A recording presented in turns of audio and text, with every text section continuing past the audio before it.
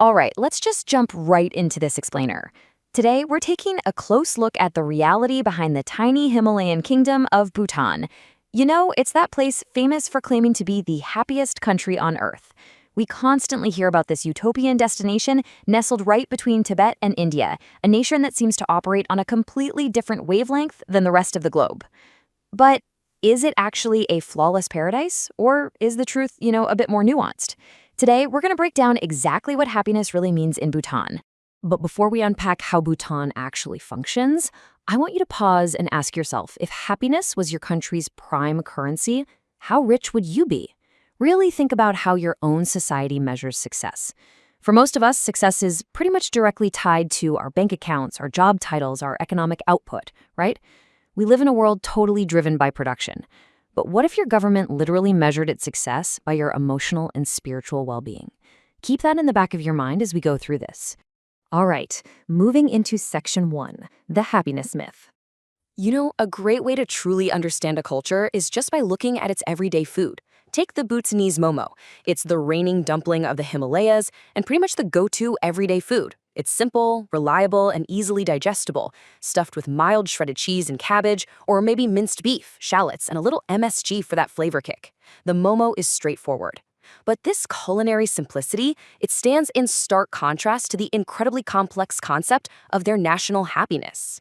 Because while most modern governments are out there relentlessly chasing GDP, focusing entirely on economic development and material wealth, Bhutan uses gross national happiness, or GNH. This system shifts things entirely. It views holistic development, contentment, and spiritual growth as way more important than just stacking up money. It's an absolute paradigm shift in how a government actually operates. So, let's get into Section 2, Gross National Happiness Explained. Now, it actually took over 50 years of top-down engineering to build the GNH index. It wasn't overnight. It all started back in 1972 when Bhutan's 16-year-old king, 16 years old, boldly rejected the idea that an economy alone dictates a country's success. Fast forward to 2008, and they literally went to every single citizen to conduct a complete national survey. They basically shifted the nation's priorities from the ground up, so that today, government policy is entirely shaped by measuring well-being. And the thing is, quantifying happiness isn't just asking a simple yes or no question, like, hey, are you happy today? No, it's a deeply complex survey that covers 9 distinct areas of life. We're talking tracking hundreds of data points, from evaluating local social conditions and education levels to checking basic living standards like access to electricity and employment status. They're actively tracking the actual ingredients of well-being to make sure their communities remain healthy and supported. Which brings us to Section 3. Chilies, cheese, and resilience. To really grasp this resilience, we have to look at emadachi, the national dish. In a country that literally leads the world in per capita chili consumption, a dish like this brilliantly illustrates how the Bhutanese turn hardship into fiery solutions. Notice how the chilies here aren't just some supporting spice chopped up in the background. No, they are the primary hero ingredient, stewed right in rich, processed, and fresh cheese. It's intense. So, why so many chilies? Well, we're talking about communities living 10,000 feet above sea level. Historically, they just didn't have access to the diverse spices you'd find down in lower regions. Their diet relied heavily on tubers, buckwheat, dried meat, butter, and cheese. So, chilies kind of stepped in to fill that gap. They became the bold, staple flavor provider that their diet desperately needed to survive those harsh, high-altitude winters. And they don't just eat them fresh, either. By taking fresh green chilies, boiling them to alter their composition, and then air drying them, they create shukum, or white chilies. This brilliant preservation process actually lowers the intense heat and creates a completely unique, chewy texture. It has this earthy mushroom-like flavor that locals describe as literally tasting like winter soil. I mean, talk about absolute resourcefulness. All right, moving along to Section 4, the struggles of modernization. Now, while outsiders might look at Bhutan and see a flawless paradise, the reality on the ground is actually highly restrictive. For instance, the law mandates that at least 60% of the country remains forest. There are total bans on fast food, tobacco, and skyscrapers. Official places require strict traditional dress codes, and there are even nationwide Meatless Month twice a year where the slaughter and sale of meat is banned.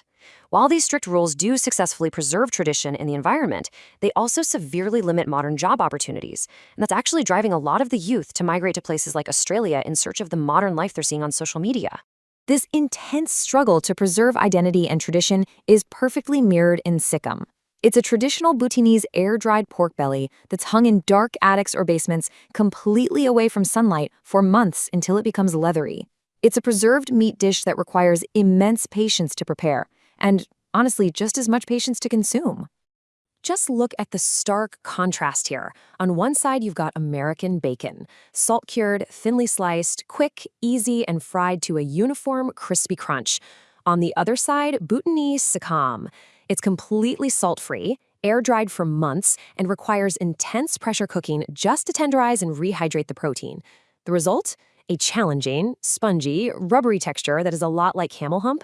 It literally demands your absolute presence and patience to eat. And consider their traditional pre-meal ritual.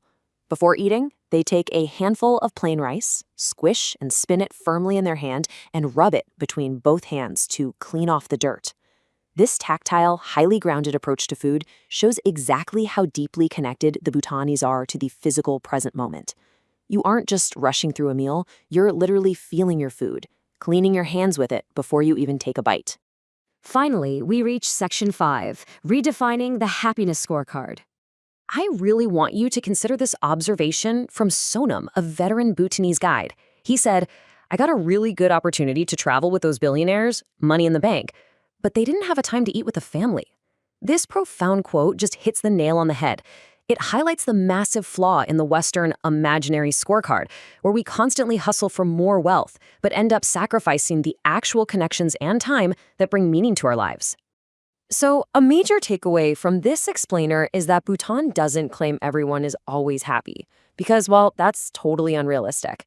Instead, GNH is a framework for opportunity, not a guarantee. The government cannot give you happiness. It only creates the environment where you can pursue it. Their policies strive to protect a quality of life that's heavily focused on community, family, and just being present. As we wrap up this explainer, I want to leave you with this provocative thought to really digest. Knowing that true contentment stems from community and presence, rather than constant productivity, what ingredients make up your own personal happiness scorecard? Seriously, are you chasing an imaginary scoreboard, or are you prioritizing the holistic ingredients that will actually fulfill you? Take some time to think about that, and I'll catch you in the next explainer.